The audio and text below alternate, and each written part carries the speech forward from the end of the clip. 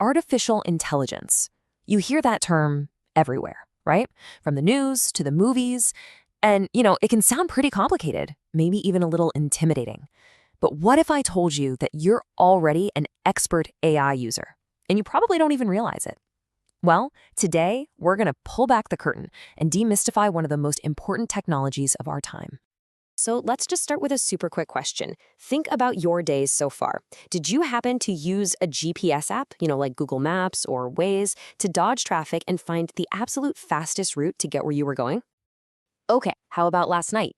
Did you find yourself scrolling through Netflix or YouTube, and then you just picked a movie from that recommended for you list? You know the one, it just somehow knows exactly what you're in the mood for. All right, one last one. Did you unlock your phone today just by looking at it? No password, no pattern, not even a fingerprint, just a quick glance, and boom, you're in. If you nodded your head or said yes to any of those, and I'm gonna bet most of you did, then congratulations, you've already been using artificial intelligence all day long. See? Told you you were an expert. This isn't some far-off futuristic idea. It's already woven right into the fabric of our daily lives. So that brings us to the big question, right? If we're all using it, what is this stuff really? Let's break it down to its absolute core. When you strip everything else away, AI is simply this. It's the science of building machines that can do things that would normally require human intelligence. And the key words there are think and act. It's all about trying to simulate our human ability to reason, to learn, and to solve problems. So how in the world does a machine think? Well, you can kind of break it down into 4 basic steps. First, it has to perceive the world around it, taking in information, kind of like a car's camera seeing a stop sign.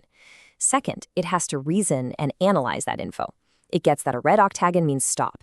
Third, and this is the magic ingredient, it learns from data. The more stop signs it sees, in the rain, in the sun, partly hidden by a tree, the better it gets at recognizing them. And finally, it acts on a goal, in this case, hitting the brakes. And this quote just nails it. The whole point isn't just to make a dumb machine that follows a strict list of commands.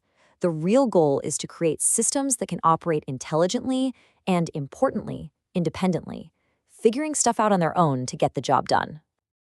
Now, this brings us to a really, really important distinction, because the AI you see in the movies is often completely different from the AI we actually have right now. So let's talk about the 2 main kinds of AI to really get why that is. Okay, so on one side, you've got what's called artificial narrow intelligence, or ANI. The best way to think about this is as a specialist. It is absolutely brilliant at one specific task, like playing chess or filtering your spam emails. Then, on the other side, you have this sci-fi dream, artificial general intelligence, or AGI. That's a machine with the kind of broad, adaptable, common-sense smarts that we humans have. And what's so cool is that all those examples we talked about at the very beginning, your GPS, the movie recommendations, the face unlock, yep, all perfect examples of narrow AI. Your spam filter is a genius at spotting junk mail, but you can't ask it for directions. Alexa is great at setting a timer, but she can't look at a medical scan and diagnose a disease. Each one is a world-class expert, but only in its own tiny little area. So here's the bottom line, the most important takeaway for now. Every single AI application you use today, from the simplest to the most complex, is a form of narrow AI. We have not built general AI yet. For now, that still lives in the world of research and, well, our imaginations.